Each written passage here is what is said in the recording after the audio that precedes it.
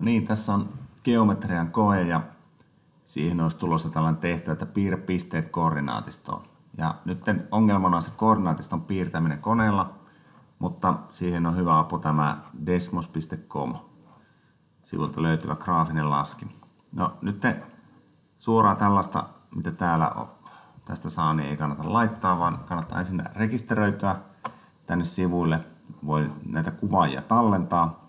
Tästä laittaa tuosta asetuksesta ensinnäkin laittaa nuolet tänne päihin ja valitaan vielä suomalaisittain, että ei ole täällä negatiivisessa päässä niitä nuolia.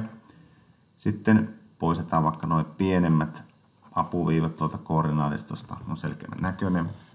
X-akseli ja Y-akseli nimetään. Sitten kerrotaan tälle koneelle vielä, että halutaan, että yksi yksikkö on aina tuossa noin.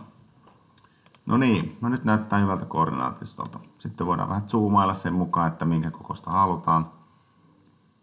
Vaikka ton oloinen tuosta. Ja sitten tästä share. Ja se tekee nyt linkin siihen, eli tekee kuvan nettiin jonnekin tuommoiselle sivulle. Tuosta export, niin saadaan se näin. Ja tästä voidaan valita sitten eri kokoisia, eli pieni. No joo, tää oli ehkä tässä tilanteessa vähän hölmö, mutta tämmönen laaja, neliö tai sitten vaikka keskikokoinen. No tää on vähän huono.